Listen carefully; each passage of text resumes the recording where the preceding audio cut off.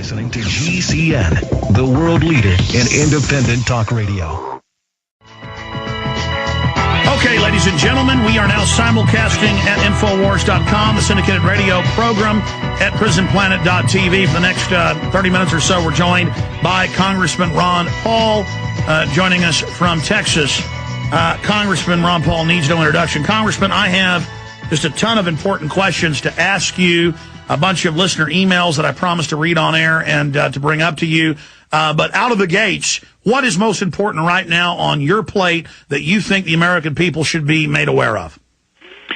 Oh, boy, there's so many. I guess overall, my biggest worry and concern is the attitude of this administration and the aggressiveness that they're expressing against Pakistan. And I think that it looks like they're more willing to expand the war into Pakistan and less likely into Iran. But if Israel goes into Iran, we're going to be obligated, which might be the precipitating event that will cause a collapse of the dollar, because how are we going to be able to afford this? So that to me is strategically the big issue.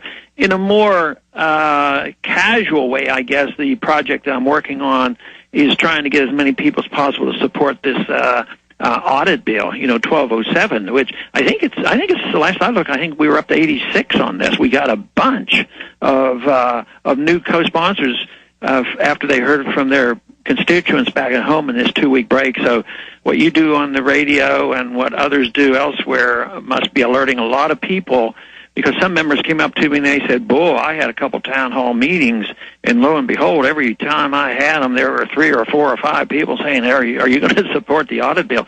So those two issues would be the things that I've been thinking about mostly lately. Congressman, I've really been studying this, as I know you have for as long as I've probably been alive, but I've been studying the quickest way to bring down this corrupt system without them starting World War III or bringing in a police state or bankrupting us.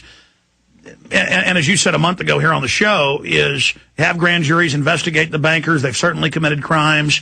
Audit the Fed, and you call for auditing the Fed, and they arrogantly go on TV and say we're outside the government, above the government. I think you've hit on the issue, not just going for abolishing the Fed, as you also have a bill and co-sponsors, but auditing them. I mean, is it the Congress? Is it some agency of government? Aren't the American people, through our agents, you, the elected servants, having the power to audit this? I mean, can you speak to that fundamental, and is this the Excalibur that can kill the dragon? Yeah, we do have the authority and the moral responsibility. Of course, we had no authority to create the Fed. It's unconstitutional, but it isn't private in the sense that somebody set up a private corporation, all of a sudden it became successful. It has become secret, but the authority comes from the Congress, and the responsibility for the Congress is to monitor everything that it is supposed to do, what it claims it's supporting. But prior to 1978, there was talk of this. The old populists of Texas, Wright Patman, and people like Henry Gonzalez have always called for more openness and transparency of the Fed.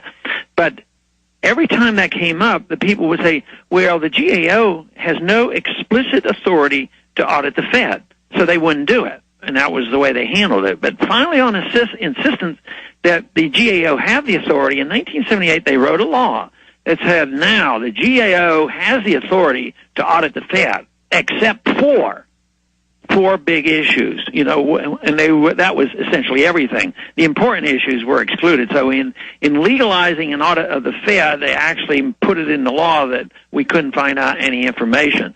So what we have to do, and what my bill does, is repeals those prohibitions against finding any information from the Fed.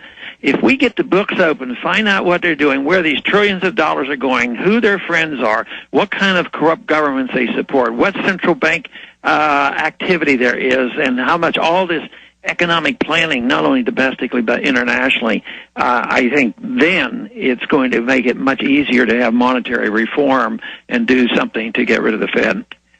So that's the bottom line. We have to audit the bankers that have designed this implosion, who are openly announcing G20 Bank of the World with a global regulatory authority. Can you speak to the fact that all these years you've written books, you've spoken, we've talked about how they believe in globalism and one world government, and now, Congressman, they are openly coming out after they've engineered the crisis, and they're saying the solution is giving us unlimited power?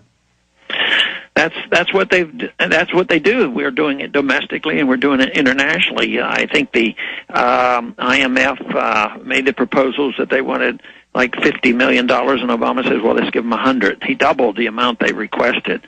And that's more power into these international organizations.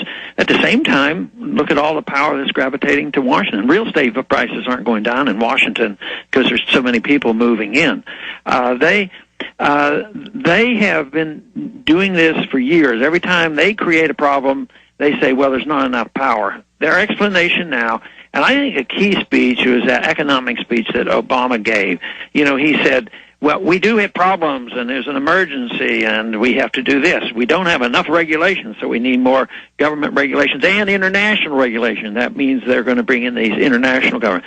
Then he said, well, we have to pump more money into education. We have to pump more money and nationalize medical care. And then we also have to take over all this energy problem that we have.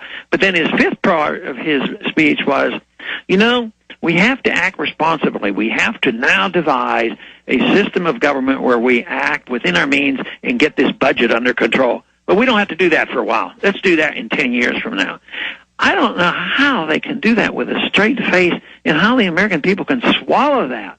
At the same time, they just see this financial crisis getting worse, our liberties being diminished, and world government growing. So we have a desperate struggle to wake up the American people.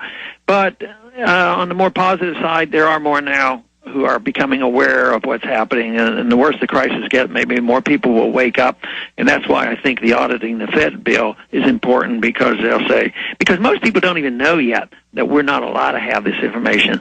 Yesterday, I got a co-sponsor of that bill with somebody on the House floor, and he wasn't aware of any of this stuff. He says, You mean we can't audit the Federal Reserve? No, we never could, and there's no authority, and they're excluded. He says, sign me up. So he immediately did. So there's a lot of people who just don't understand this, and that means that once the American people realize this, they will get their congressmen to do something about it. Well, Congressman, I know you won't say this because you're a gentleman and very humble. We all need to be praying for you, because you are really leading the charge here on something that could bring down this world government that's in its embryonic phases. I mean, if we audit the U.S. governorship of the private world banking dictatorship, if you're able to audit them and all of their crimes come out and they start going to prison, their New World Order is dead on arrival. So what you're doing is so historical, and also I would imagine you are a smart guy and know very, very dangerous. Well, I guess getting in a car is dangerous too, so I try not to dwell too much on that. But I mean, certainly on record, you know the globalists are dangerous folks. Oh yeah, I mean when they think you're achieving something, I said the closer we come to achieving it, I think probably the danger does increase. Well, our prayers are with you, sir. Global warming, total fraud. I've seen the studies. The majority of scientists say it's a total fraud. Carbon dioxide is part of the life cycle. They admit that they want to shut down all the coal plants, restrict industry, put federal bureaucracy over every facet of life, tracker boxes in all the cars. The New York Times reports Obama wants to tax us by the mile. They say this is their answer to fund all the increased government spending. I mean, this sounds like a Soviet takeover. Yeah, they're using it's their excuse for even further expansion of the government. About a month ago, they had, and this was not in the middle of winter, this was springtime, and they had this meeting planned in Washington, D.C. I don't know, maybe you did see this in the news, for this major meeting on global warming. And we had a very late, very severe cold front come through, and had to be canceled because there was ice and snow in Washington, D.C. So it was sort of a thing that we chuckled about.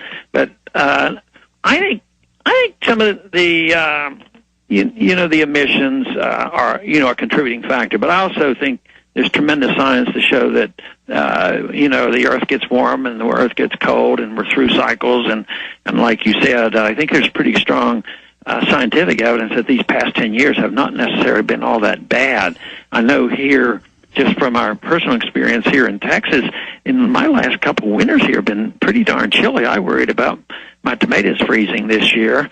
So I just don't think that this is, a done deal. I don't think they can continue to use this, although sometimes you look at the news and what's going on the House floor, and they want you to accept it, and if you don't, then you're some type of a monster. That's right. They say it's a foregone conclusion. Well, Congressman, I've seen the numbers. I know you study the numbers.